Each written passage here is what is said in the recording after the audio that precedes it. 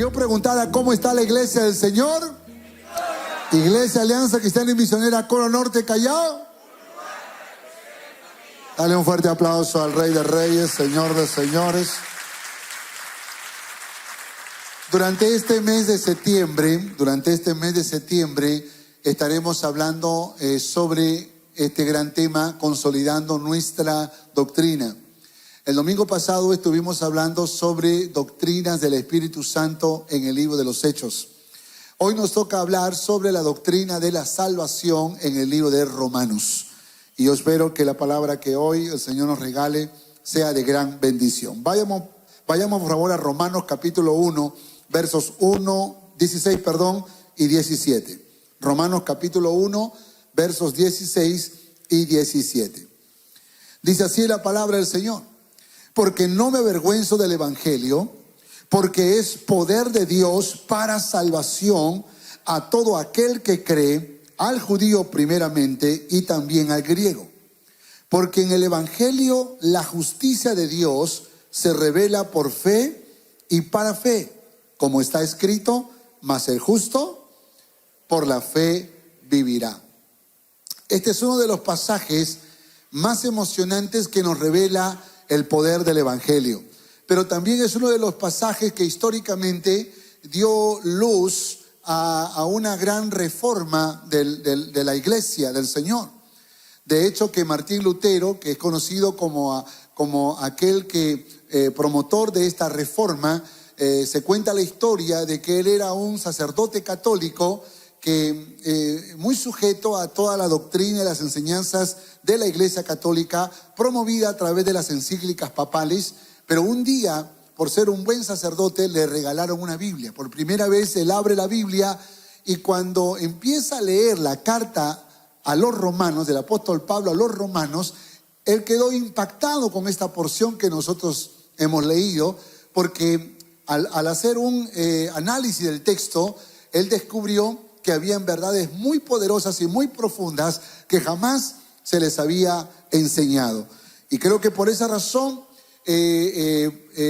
pudo entender no solamente la necesidad de rendirle su vida a Jesús, sino de iniciar una reforma que no es otra cosa que aquellos que decían que creían en Dios, llevarlos al conocimiento de la verdad y a ese milagro de la conversión.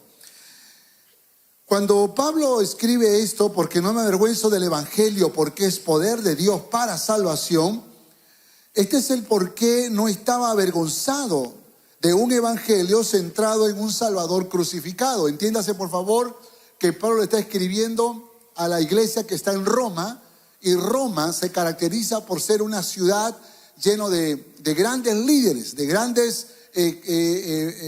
líderes, valga la redundancia, los reyes poderosos de la época, los filósofos, los pensadores.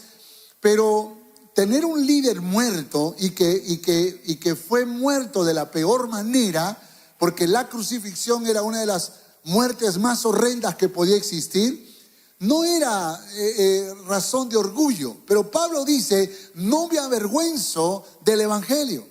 ¿Y por qué razón no se avergüenza de un Cristo crucificado? ¿Por qué razón Pablo no se avergüenza de un Cristo, de un líder que murió en una cruz de la peor manera, que está muerto, como lo entienden los romanos?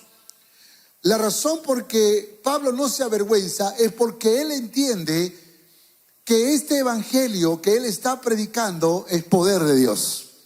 Y déjame explicar mejor esto, porque el evangelio, es verdad que la traducción de evangelio es buenas noticias, pero es mucho más que información, es mucho más que llenar el conocimiento, tiene un poder inherente. Pablo dice que el evangelio es poder, no que trae poder, sino que es poder. De tal manera que aquel que recibe el evangelio y es impactado por este evangelio, recibe el poder. Y creo que en una sociedad, nuevamente, en donde pensaban que tenían el poder, ¿no?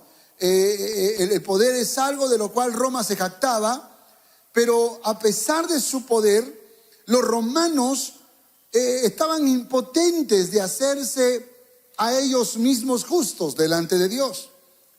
El antiguo filósofo romano, Séneca, que también era un escritor y un político de la época, llamó a la ciudad de Roma un pozo negro de iniquidad. O sea, déjeme explicar esto. Los filósofos sí reflexionaban sobre una vida moral, saludable, buena. Sí reflexionaban sobre la salvación, inclusive reflexionaban sobre la vida eterna. Reflexionaban sobre una vida después de esta vida terrenal. El tema es que no sabían cómo llegar a ese punto. El tema es que no sabían cómo explicar que con tanto conocimiento y con tanta filosofía no tenían el poder para traer paz a sus corazones. No tendrían poder para mejorar su vida o para ser morales o para tener seguridad de que después de esta vida tendrán una vida eterna con Dios. Pero Pablo dice que es poder de Dios para salvación.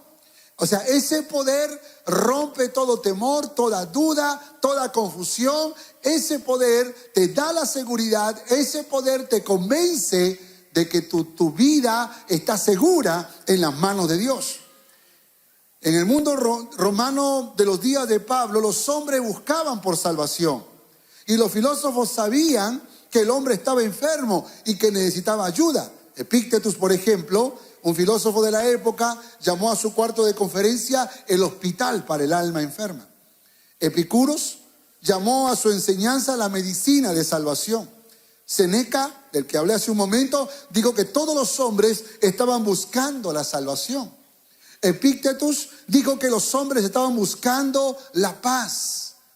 O sea, había una necesidad, había una angustia por salvación. La gente estaba preguntando de qué manera podían ser salvos. Pero Pablo dice algo poderoso, además de esto. Dice, porque en el Evangelio la justicia de Dios se revela por fe y para fe, como está escrito, mas el justo por la fe vivirá. Es esencial entender exactamente qué es la justicia de Dios, que es revelada por el Evangelio. La palabra griega, por ejemplo, para justicia es dikaio, que significa yo justifico, hablando de Dios, yo justifico. Ahora, déjame explicar esto, por favor. Cuando Dios justifica a un pecador, no es que lo convence de que nunca pecó. O tal vez, o más aún, no significa que Dios hace al pecador un buen hombre, sino más bien que la justicia de Dios lo que hace cuando nos imputa a Dios su justicia es que nos ve como si nunca hubiésemos pecado, como si nunca hubiésemos cometido una falta, porque nos mira a través de la justicia de Dios. Por eso somos aceptos delante del Padre que está en los cielos, porque Dios rechaza el pecado y de hecho que nuestra naturaleza pecaminosa no nos dejaría entrar en la presencia de Dios. Pero al ser justificados por la justicia de Dios, entonces Dios nos mira como si nunca hubiésemos pecado. ¿No le parece eso maravilloso? Fue el día más feliz de la vida de Lutero, cuando descubrió la justicia de Dios como fue usada en la carta de los Romanos. Esta declaración es aún más grande cuando nosotros entendemos que esta es la justicia de Dios dada a todos los creyentes. Esta fe en Cristo Jesús se convierte en la base de la vida para aquellos que somos justificados, es decir, declarados justos. Por eso Pablo dijo, el justo por la fe vivirá. No solamente somos salvos por fe, sino también vivimos por fe. ¿Cuántos dicen amén? Voy a explicar mejor esto a continuación. Pero déjenme decirles algo más. Ya que nuestros personajes son Aquila y Priscila, Romanos, en la carta a los Romanos menciona a Aquila y Priscila, Pablo los menciona como sus colaboradores, personas muy importantes que lo apoyaron en el desarrollo de su ministerio. Y pensando en esto, preferí tomar un texto que está en Hechos, capítulo 18, verso 24 al 26, donde dice, llegó entonces a Éfeso un judío llamado Apolos, natural de Alejandría, varón elocuente, poderoso en las escrituras, Este había sido instruido en el camino del Señor y siendo de espíritu fervoroso, hablaba y enseñaba diligentemente lo concerniente al Señor, aunque solamente conocía el bautismo de Juan. Y comenzó a hablar con denuedo en la sinagoga, pero cuando le oyeron Priscila y Aquila, le tomaron aparte, ¿y qué dice la palabra? Y le expusieron más exactamente el camino de Dios. Déjeme decirle algo. Yo creo que hay muchos cristianos que son como Apolos, ¿no? Están apasionados por Dios, leen la palabra, predican lo que entienden. Sin embargo, se es necesario algunos Aquilas y Priscilas que puedan ser tan precisos en la reflexión, en la verdad, en el conocimiento de la palabra, para que los Apolos de las iglesias estén más comprometidos, más fervorosos, más apasionados, pero al mismo tiempo más centrados en la palabra del Señor. Y yo espero hacer la función de Aquila y Priscila en esta mañana a todos los Apolos que están aquí presentes para que puedan tener claridad sobre el tema de la salvación. ¿Cuántos dicen amén? Dile que está a su lado, te dijeron Apolos. ¿Qué reflexiones encontramos en el libro de Romanos? Entonces, esta es la reflexión. La salvación es el regalo que solo se puede adquirir por medio de la justificación por la fe. ¿Cuántos dicen amén? En Cristo Jesús. No podemos hacer alguna obra humana, escuche, para ganar la salvación o para perderla. Entienda esta verdad, por favor. Porque así como hablamos el domingo pasado, de que sobre el tema del Espíritu Santo hay opiniones en el grupo neopentecostal, como también hay opiniones en el grupo conservador extremo, ¿no? O los hipercalvinistas y los hiperarminianos. Yo creo que nosotros tenemos que ser gente de la palabra. Y creo que así como dimos luz al tema del Espíritu Santo, podemos dar mucha luz acerca de la salvación. Nuestros hermanos pentecostales creen que la salvación se pierde. Y nuestros hermanos hipercalvinistas creen que ni siquiera hay que predicar el evangelio porque la gente ya ha sido marcada para salvación y simplemente tienen que alguna vez escuchar el evangelio. Cosa que creo que tenemos que reflexionar. Entonces, es verdad que la salvación no se pierde y que nosotros estamos seguros en Dios, pero hay evidencias de que somos hijos de Dios. Y no podemos hacer nada para perderla, porque en Cristo Jesús no hay nada que nos condene. Pero eso lo vamos a explicar de manera más clara. Lo que yo creo que es importante es que nosotros tenemos que entender que hay una revelación poderosa en las Sagradas Escrituras, que es el Evangelio de Salvación, y que nosotros tenemos el deber de comprenderla, tenemos el deber de entenderla, y que el Señor en esta mañana nos puede ayudar a todos. ¿Cuántos dicen amén? Dale un fuerte aplauso a aquel que nos va a ayudar a comprender estas poderosas verdades. Primera verdad, punto número 1. Somos condenados sin excusas. Romanos capítulo 1, verso 19 al 21. Porque lo que de Dios se conoce les es manifiesto, pues Dios se lo manifestó. Porque las cosas invisibles de Él, su eterno poder y deidad, se hacen claramente visibles desde la creación del mundo, siendo entendidas por medio de las cosas hechas, de modo que no tienen excusa. Pues habiendo conocido a Dios, no le glorificaron como a Dios, ni le dieron gracias, sino que se envanecieron en sus razonamientos, y su necio corazón, ¿qué dice la palabra? Fue entenebrecido. Permítame rápidamente enseñarle algunas verdades de este texto. El primero es que Dios se ha dado a conocer desde el inicio, desde el principio. No solo cuando creó a Adán y a Eva, sino que cuando ellos pecaron, ¿se acuerdan? Que en Génesis 3:15 hay una revelación acerca de la salvación. Dijo que de la simiente de la mujer nacerá alguien que aplastará la cabeza de Satanás. Y estaba hablando acerca de ese plan de redención, de salvación de toda la humanidad. O cuando en Génesis 12:3 dijo: en ti serán benditas todas las familias de la tierra, Dios le dijo a Abraham, estaba hablando acerca de la promesa de salvación. Los profetas de la antigüedad, muchos de ellos profetizaron del Mesías, el Salvador del mundo. El mismo Dios, tomando forma de hombre, vino a Israel, y dice la Biblia que a los suyos vino y los suyos no le recibieron. Y yo creo que no solamente Dios mismo revelándose en persona desde la antigüedad y en Cristo de manera visible y tangible, sino que también su creación revela la existencia de Dios, revela el poder de Dios. Cuando miramos el universo con todos sus detalles, cuando miramos la belleza del planeta Tierra, el mar, las montañas, toda la creación, los ríos y todo lo que nuestros ojos pueden ver, cuando nos miramos unos a otros y miramos lo complejo que es el diseño humano, nos damos cuenta que existe un Dios todopoderoso que es el creador del cielo, de la tierra y de la vida humana. Su creación proclama que Él existe. Su creación proclama que Él es verdadero, que es real y que es poderoso. Amén. Por lo tanto, dice la Biblia que como Dios se ha revelado, entonces el mundo no tiene excusa. No hay excusa. El que rechaza a Dios no es porque Dios no se dio a conocer, sino que conociéndole no le glorificaron. Y ahí es donde yo creo que tenemos que recordar que también Dios nos dio una conciencia, que es como la ley escrita en nuestros corazones. Que a pesar de que nosotros tenemos libre albedrío, algo en nuestro interior nos dice cuando estamos haciendo algo malo, ¿sí o no? Eso nos pasaba aún antes de ser cristianos. Que lo superábamos, que no le hacíamos caso a esa voz, es otra historia. Pero había algo en nosotros que nos dice que estamos haciendo mal.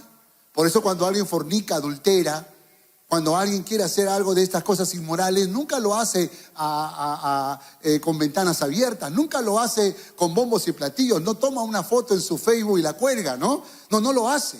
¿Por qué razón? Porque algo en su conciencia les dice que no está bien.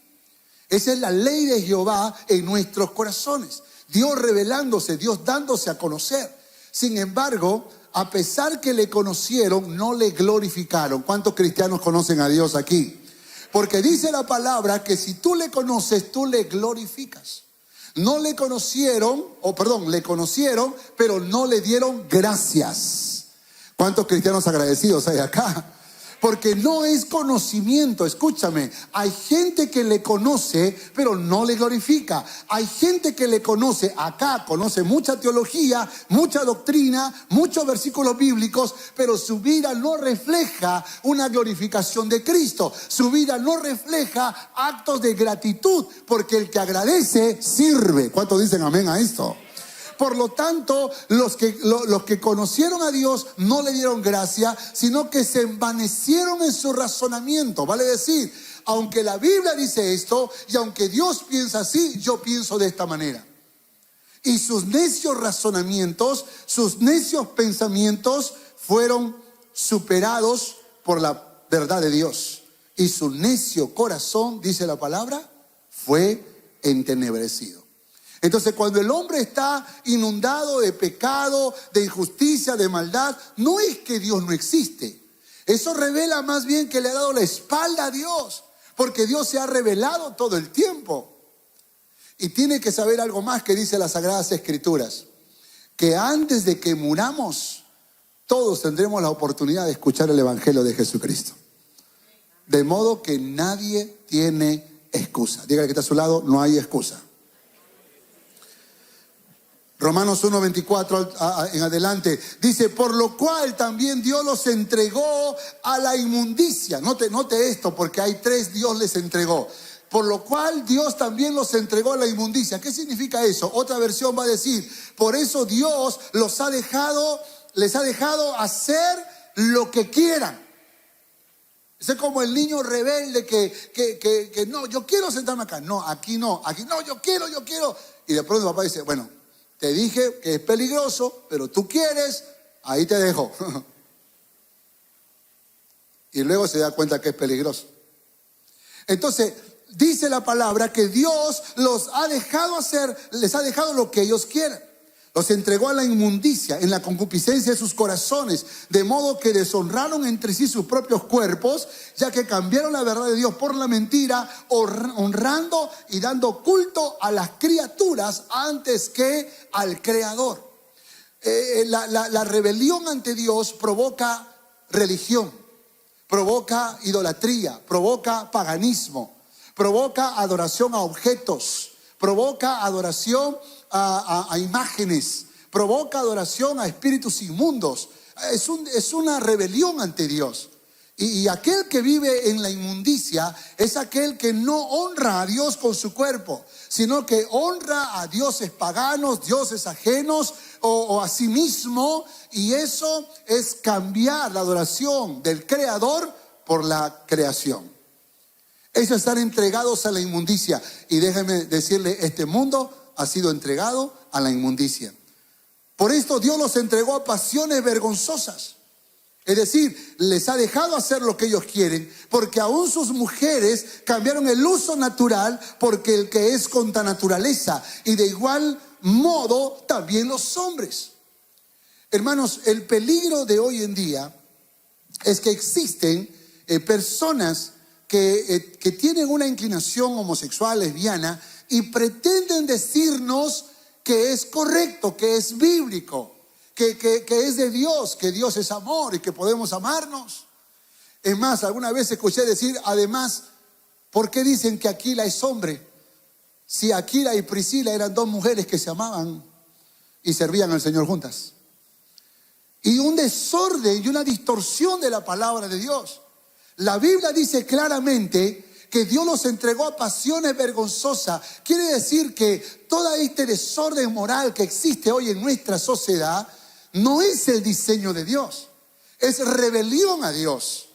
Tal rebelión es que dice la Biblia que Dios los entregó a pasiones vergonzosas. En otras palabras, es vergonzoso lo que se hace. Por esa razón nosotros, a la luz de la palabra, tenemos que entender que el diseño de Dios es como dice Génesis, varón y hembra los creó. ¿Cuántos dicen amén a eso?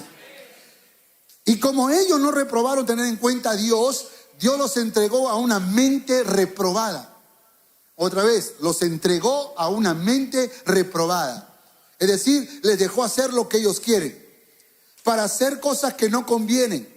Estando atestados de toda injusticia, fornicación, perversidad, avaricia, maldad. Y hay una lista allí de actos que revelan que han sido entregados a una mente reprobada. Escúcheme esto, por favor.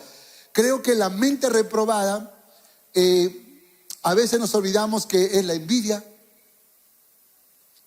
las contiendas. Te has encontrado con personas contenciosas que siempre quieren dar la contra, que siempre quieren hablar al revés, que quieren tener la razón, contenciosos, murmuradores, o que engañan, o más aún, desobedientes a los padres, o desleales, o sin misericordia.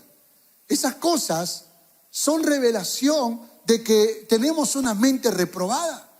Y uno dice, ay pastor, pero ¿cuántos jóvenes son desobedientes a los padres? Sí, habría que analizar si son verdaderamente hijos de Dios. Porque si todo el tiempo están rebelándose a sus padres, es muy probable que no sean cristianos. ¿Por qué le damos tantas vueltas al asunto? La mente reprobada no es otra cosa que la actitud de rebelión ante los principios de la palabra. Y dice, pero pastor, pero si él es un líder, él es mucho cristiano. Déjeme decirle, pueden haber pastores o gente que llegaron a ser pastores y que no se convirtieron verdaderamente al evangelio. Solo conocimiento, pero su vida revela un desorden. Su forma de vida demuestra que tienen una mente reprobada. Por esa razón es importante y es necesario que nos analicemos a la luz de la palabra, porque cada uno de nosotros, mira, nadie juzga a nadie, pero cada uno evalúese a sí mismo. Cada uno analícese, pruébese a sí mismo. Romanos 1:32, quienes habiendo entendido el juicio de Dios, que los que practican tales cosas, ¿qué dice la palabra? No tengan miedo, por favor. Que los que practican tales cosas son dignos de muerte. No solo las hacen, sino que también se complacen con las que la practican. Los que practican tales cosas están condenados a la muerte eterna. Están condenados al infierno. Hay diferencia entre pecar y practicar el pecado.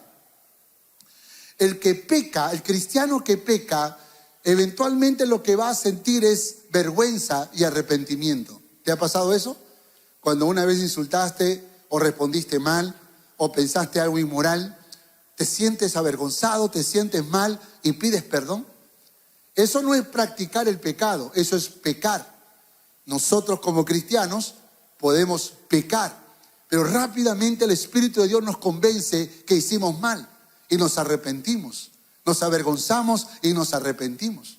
Pero el que practica el pecado se complace en el pecado, lo disfruta, lo justifica, lo defiende.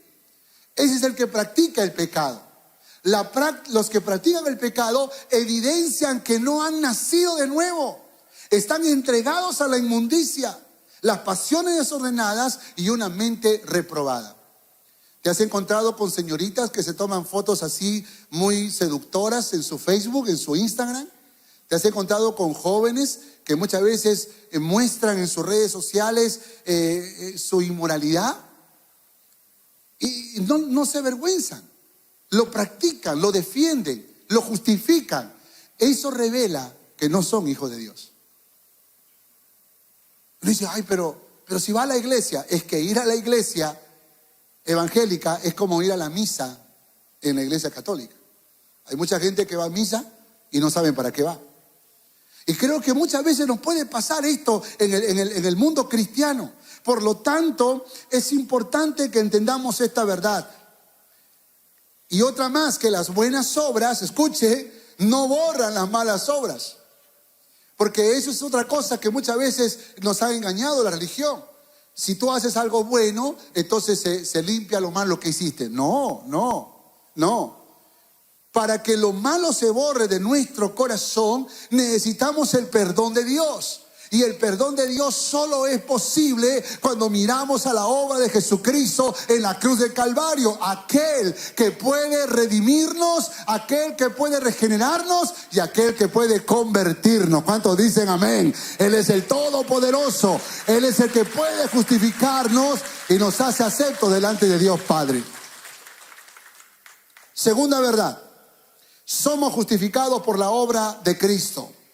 Somos justificados por la obra de Cristo. Romanos 3, capítulo 21 al 26. Pero ahora, aparte de la ley, se ha manifestado la justicia de Dios, testificada por la ley y por los profetas. La justicia de Dios por medio de la fe en Jesucristo para todos los que creen en Él, porque no hay diferencia.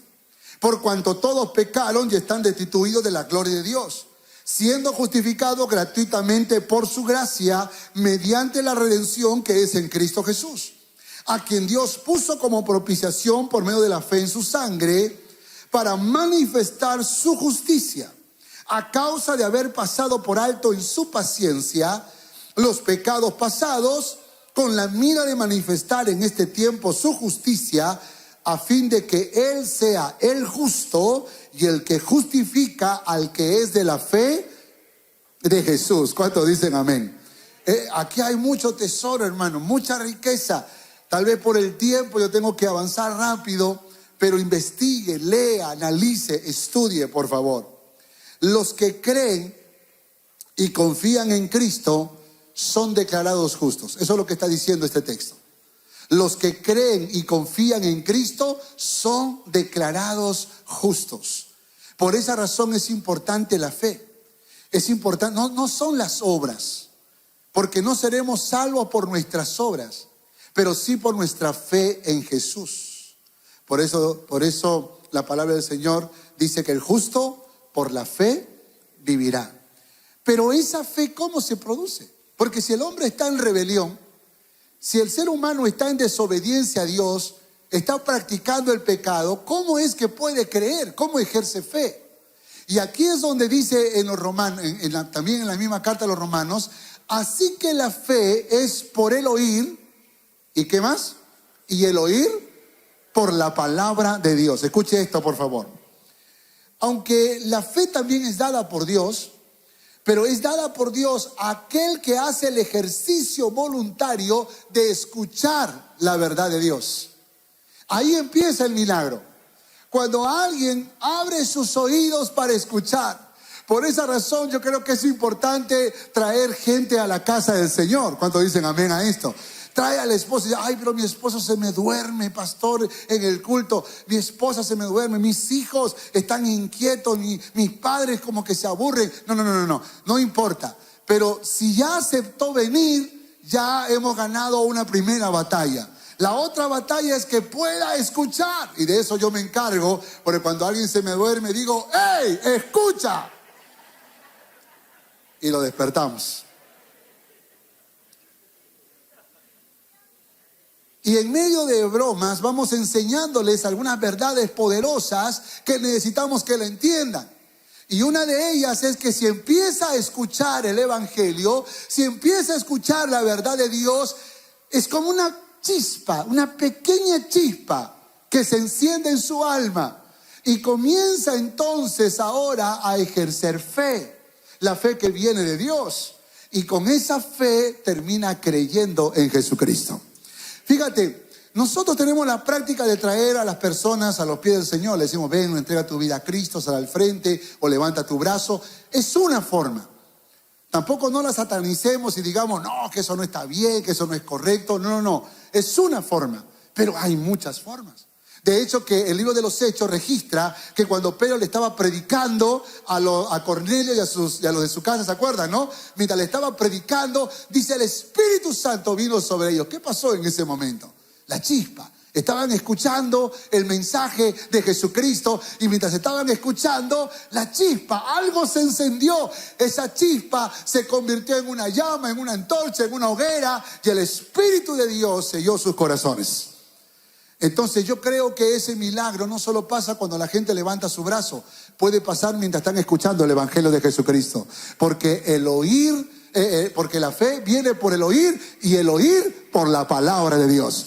Por eso hay que hablar la palabra de Dios en la casa, en el barrio, en el trabajo, en los centros de estudio, en todo lugar. Comparta la palabra, abre la palabra, no su conocimiento, la palabra de Dios.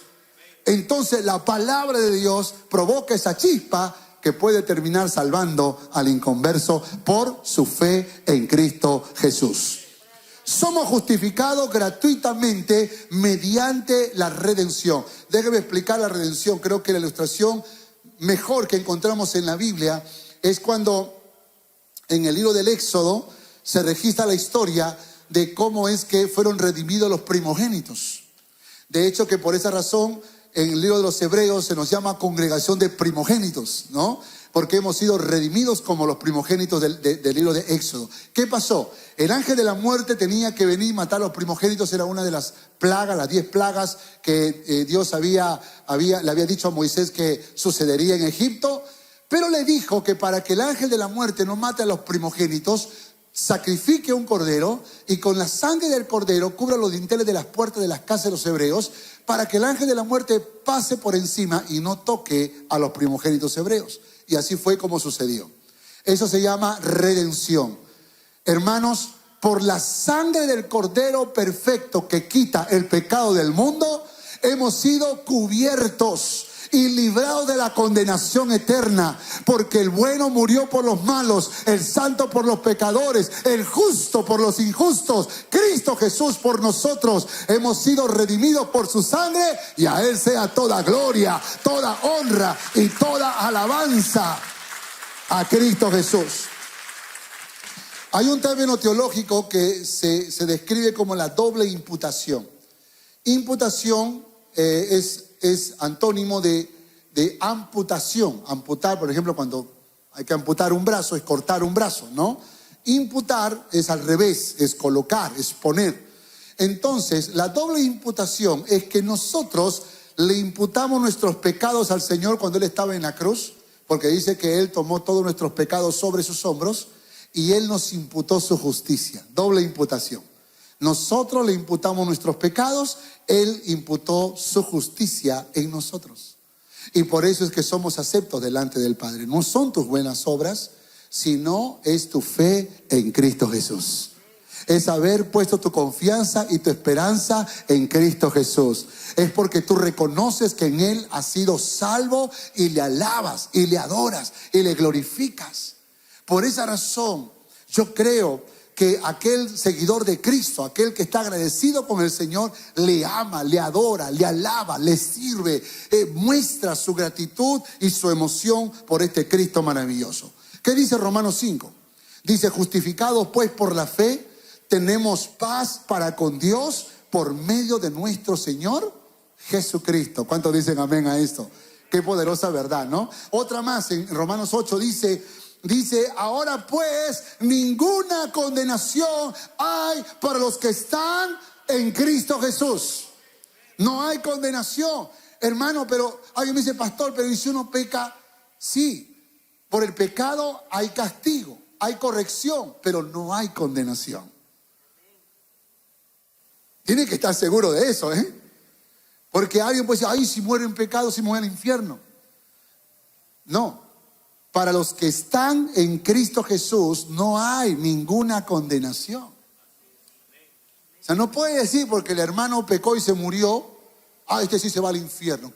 ¿Quién soy yo o quién eres tú para decir eso? Si la Biblia dice que ninguna condenación hay para los que están en Cristo Jesús.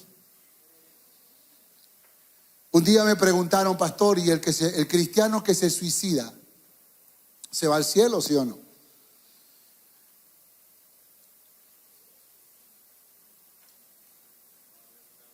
Dejo el silencio para reflexión. Tendríamos que quitar el texto de 8:1, ¿sí o no? Tendríamos que quitarlo para decir que sí se va al infierno. Porque la Biblia dice que no hay ninguna condenación para los que están en Cristo Jesús. Y mira la pregunta: el cristiano que se suicida, el cristiano, no el que dice que es, el cristiano que se quita la vida, ¿se va al cielo, sí o no? Entonces la respuesta es: si es cristiano, sí se va al cielo.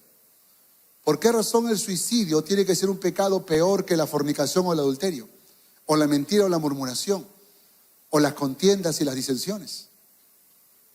¿O hay tamaño de pecado? ¿Hay tamaño de pecado? Entonces no engrandezcas el suicidio, porque el suicidio es otro pecado más, que sí pierde coronas, que sí pierde galardones, que sí entra así como por fuego al cielo. Eso sí es verdad, pero no hay condenación para los que están en Cristo Jesús. Romanos 8:39, por lo cual estoy seguro que ni la muerte, ni la vida, ni ángeles, ni principados, ni potestades, ni lo presente, ni lo porvenir, ni lo alto, ni lo profundo, ni ninguna otra cosa creada nos podrá separar del amor de Dios que es en Cristo Jesús, Señor nuestro. ¿Cuántos dicen amén a esto? Aleluya. Por la fe en Jesús somos justificados. Es decir, somos redimidos, que tiene que ver que somos cubiertos con su sangre, lavados, limpiados, perdonados. Eso significa que somos redimidos. Pero también somos regenerados. Y esa regeneración no es otra cosa que el nuevo nacimiento. Es el nuevo inicio, la nueva oportunidad para una vida nueva. Hágale clic, por favor, ayúdenme. Pero también somos convertidos, que tiene que ver con transformación. Escúchame esto, por favor, porque yo creo que esto es muy importante. El verdadero cristiano experimenta redención, experimenta regeneración y conversión. Por favor, entiende lo que dice la palabra, porque esto es muy importante. Es fácil decir yo soy salvo. ¿Por qué? Porque me llenaron una ficha de datos en la iglesia Alianza de Coro Norte Callao. No, tú no eres salvo por eso. Tú eres salvo porque fuiste redimido, porque fuiste regenerado y porque fuiste convertido por el poder del evangelio. Si no hay esa experiencia en tu vida, tú solamente saliste al frente, levantaste un brazo, vienes a una iglesia, pero no eres nacido de nuevo. No has sido ni redimido, ni regenerado, ni convertido. Todo esto pasa como un solo paquete. Por esa razón es importante que el que dice que es un hijo de Dios, ¿cuántos son hijos de Dios aquí? Lo evidencie, lo muestre. Y creo que ahí está el secreto de esta carta maravillosa, porque Pablo habla mucha doctrina en los 8 primeros capítulos o casi 9 capítulos, para luego entrar en la razón por la cual está escribiendo el libro a los romanos. Está escribiendo por este tercer punto. Escucha, somos transformados para una nueva forma de vivir. Todo lo que Pablo está diciendo capítulos antes tiene que ver con una vida práctica acorde con tu nueva vida en Cristo Jesús. Porque de modo que si alguno está en Cristo Jesús, nueva criatura somos, y las cosas viejas ya es del pasado.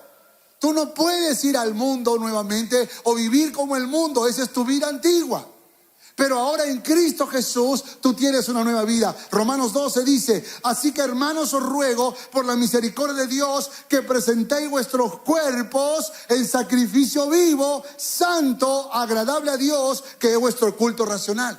No os conforméis a este siglo, sino transformaos por medio de la renovación de vuestro entendimiento, para que comprobéis cuál sea la buena voluntad de Dios, agradable y perfecta. ¿Qué está queriendo decir? Dedica tu vida a servirle y agradarle a Dios en todo. Dedícale tu vida a eso. Eso es lo que está diciendo. Esa es la verdadera adoración. Que en todo lo que tú hagas glorifiques el nombre del Señor. Cuando te quieran invitar a una copa de licor, pregúntate si eso glorifica a Dios. Cuando quieras colocar en Facebook una foto o una publicación que va a provocar división, disturbios, pleitos, contiendas, pregúntate si eso glorifica a Dios. Si vas a hacer algo en la vida, pregúntate si eso glorifica a Dios.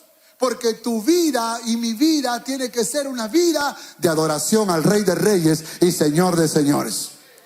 No vivas como vive el mundo. Tus valores deben estar fundadas en Cristo.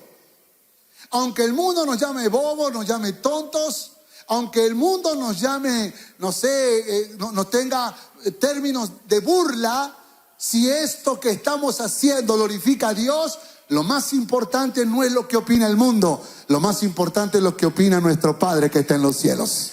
Amén.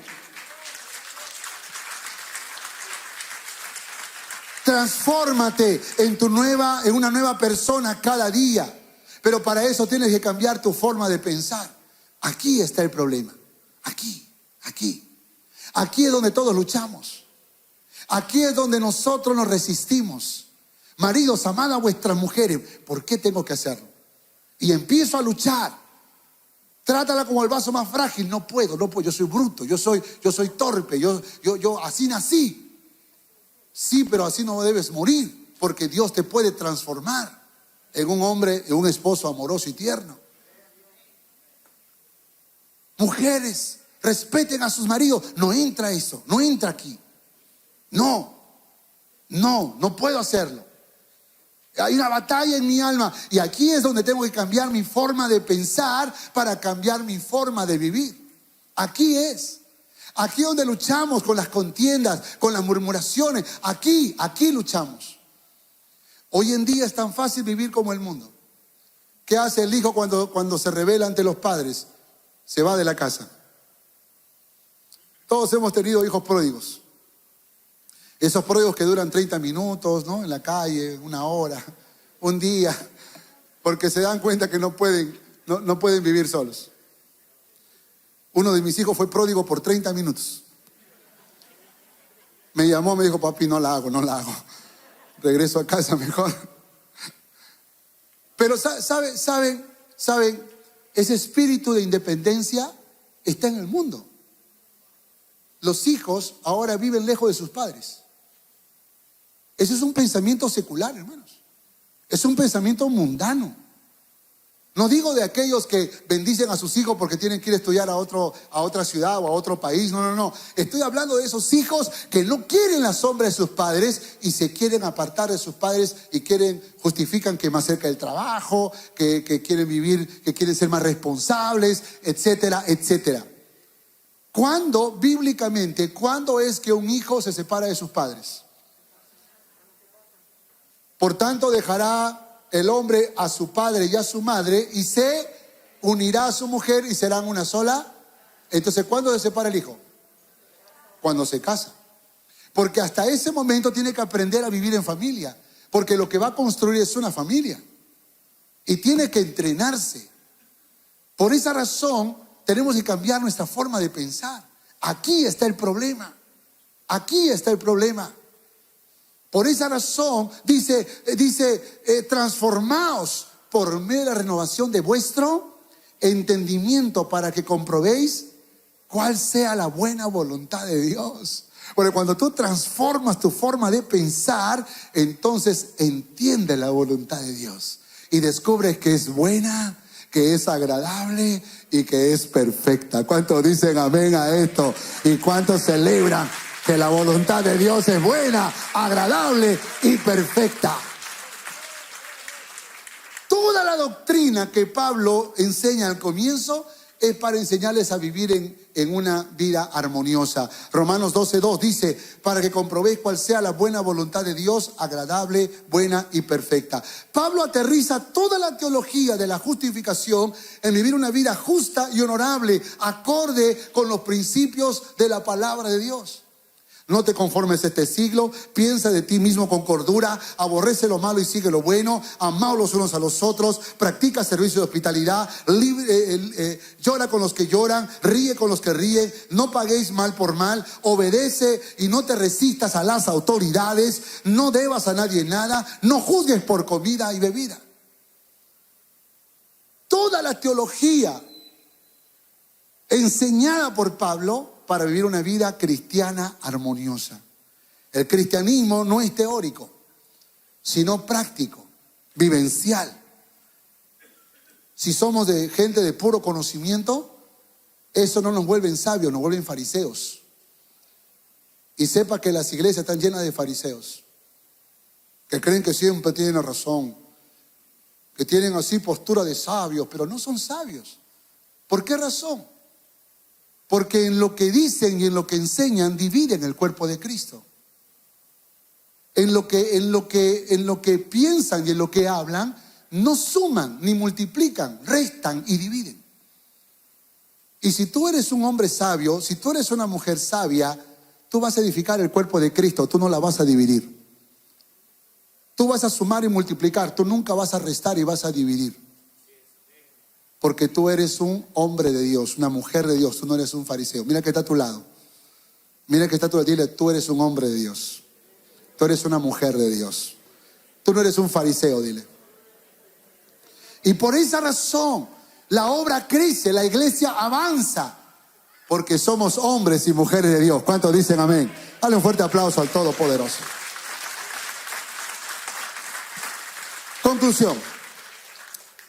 Conclusión, me bendice leer esta conclusión en Romanos capítulo 16, verso 3 al 5. Léalo conmigo, por favor.